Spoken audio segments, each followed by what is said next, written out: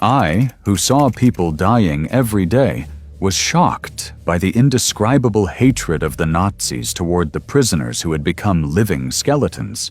I had read about the treatment of Jews by the Nazis in various pamphlets, but there was nothing about how the Nazis treated women, children, and elderly men. It was at Auschwitz that I discovered the fate of the Jews. On January 27, 1945, the Auschwitz concentration camp, a Nazi concentration and extermination camp in occupied Poland, where over 1 million people were murdered as part of the Nazis' final solution to the Jewish question, was liberated by the Soviet Red Army during the Vistula-Oder offensive. In the camp's final days, the SS commanding officers evacuated 56,000 prisoners, most of them Jews. Leaving Auschwitz, however, did not mark the end of their ordeal. Instead, the SS ordered their soldiers to form columns and forced the prisoners to march during the brutal winter. Initially, the prisoners marched on foot, monitored by guards who shot anyone who lagged behind or attempted to fall back. Malnourished and improperly clothed, the marchers were subjected to random massacres. Eventually, they were transported back to Germany in open rail cars. Up to 15,000 of the former camp inmates died during the death march. Back at Auschwitz, where, according to some estimates, 9,000 prisoners remained, only a few SS guards continued to keep watch. Most prisoners were too ill to move. There was no food, no water, no medical care. All personnel had left. The prisoners were left behind to die. One of the SS's final acts was to set fire to enormous piles of camp documents in a last-ditch effort to conceal the evidence. They understood the enormity of the crimes they had committed. And at some point in the distance, we noticed the silhouettes of men dressed in white walking toward the camp. We weren't sure who these men were, and even feared they might be Germans who wanted to eliminate us. Suddenly there were shouts of, "Hello, comrades!" The Soviet soldiers told us not to be afraid, because the Germans had disappeared. Between 1940 and 1945, about 1.3 million people were deported to Auschwitz by Nazi Germany. 1.1 million were murdered. In August 1944, there were over 135,000 prisoners throughout the entire camp complex. By January 1945, after the Red Army launched the Vistula-Oder offensive and approached the camp, nearly 60,000 prisoners were forced to depart on a death march westward. The prisoners were taken mainly to Loslau, but also to Gleiwitz, where they were forced to board Holocaust trains and transported to concentration camps in Germany. However, the liberation of the camp was not a specific objective of the Red Army and occurred as a consequence of its westward advance through Poland. The Red Army had already liberated concentration camps in the Baltic region in early and mid-1944, and other camps continued to be liberated until Germany's surrender and the end of World War II in Europe in May 1945. A surreal silence fell over Auschwitz at the end of January, a period filled with confusion and suffering. Then, Soviet scouts stumbled upon Auschwitz-Birkenau. The liberators did not intend to go towards the camp. Although Soviet Premier Joseph Stalin had heard of its existence through intelligence communications and discussions with other Allied leaders, the commanders of the Red Army had no idea it existed. It had no economic value from a military standpoint. Red Army soldiers of the 322nd Rifle Division arrived at Auschwitz on January 27, 1945, at 3 p.m. 231. Red Army soldiers died in the fighting around the concentration camps of Monowitz, Birkenau, and Auschwitz I. Around 7,000 prisoners were left behind, most of whom were severely ill due to the effects of their imprisonment. Most of those who remained were middle-aged adults or children under the age of 15. The Red Army soldiers also found 600 corpses, 370,000 men's suits, 837,000 items of women's clothing, and 7 tons of human hair. At the Monowitz camp, there were about 800 survivors, and that camp was also liberated on January 27th by the Soviet 60th Army, part of the First Ukrainian Front. The Russian soldiers, who were battle-hardened and used to seeing death in combat, were shocked by the treatment of prisoners at Auschwitz. In some articles in Soviet newspapers, such as Pravda, following Soviet propaganda, the writers did not mention the Jews in their coverage of the liberation.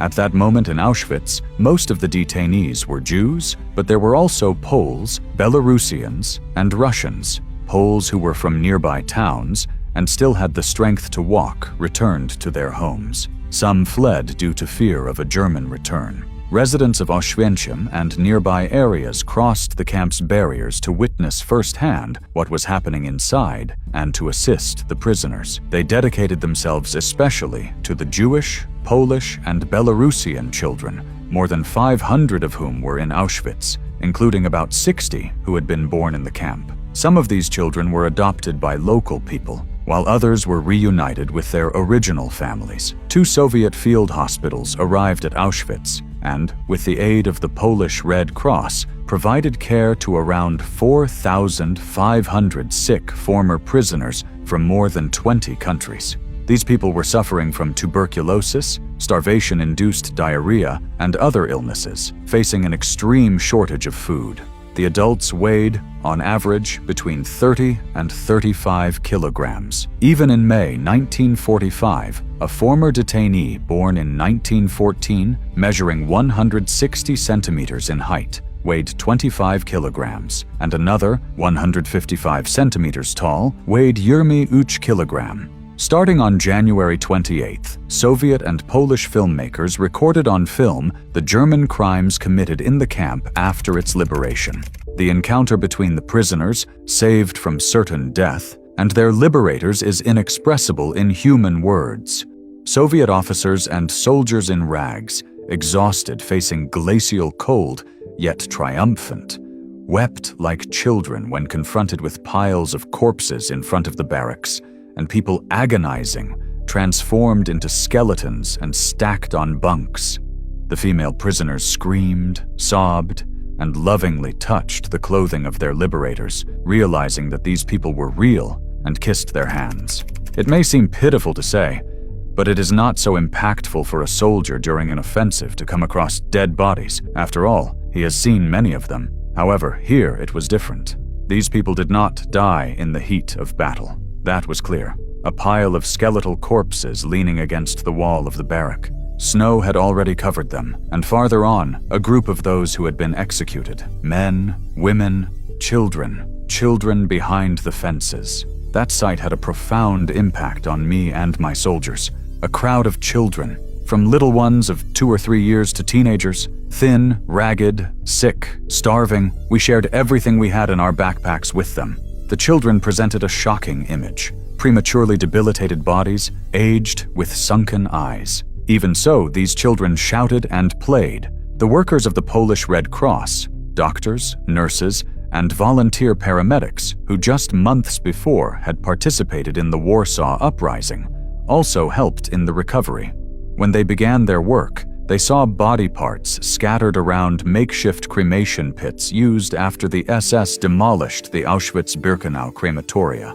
Human excrement and ashes were everywhere. Survivors suffered from malnutrition, bed sores, frostbite ulcers, gangrene, typhus, tuberculosis, and other diseases. And although the SS had tried to destroy all evidence of mass murder, they had left behind enormous warehouses full of shoes, plates, suitcases, and human hair. It was chaos. Once settled, the Red Cross personnel and local volunteers responded as best they could to the survivors' needs, navigating a cacophony of different languages. They diagnosed patients, provided them with identification documents and clothing, and sent over 7,000 letters to help patients locate family members and friends around the world. Some of the sick did not realize they were now free people. At least 500 of the 4,500 patients died, many due to refeeding syndrome or the lack of sanitary facilities. Auschwitz had been liberated, but the war still raged on, shaping the vast complex of the facility. The camp remained a prison, this time for thousands of German prisoners of war whom the Soviets forced to perform labor that echoed the work of Auschwitz's original inmates. Alongside some Poles who had declared German ethnicity during the war, the German POWs maintained the site, destroyed barracks, and dismantled the nearby IG Farben synthetic rubber factory, where tens of thousands of prisoners had been forced to work as slave laborers. Commemoration. The anniversary of the liberation date is recognized by the United Nations and the European Union as International Holocaust Remembrance Day. Efforts to create a museum at the Auschwitz camp began in 1946. The museum officially opened on June 14, 1947. Help us keep this project alive here on YouTube by subscribing to the channel. Thanks for watching. God bless you all, and see you soon.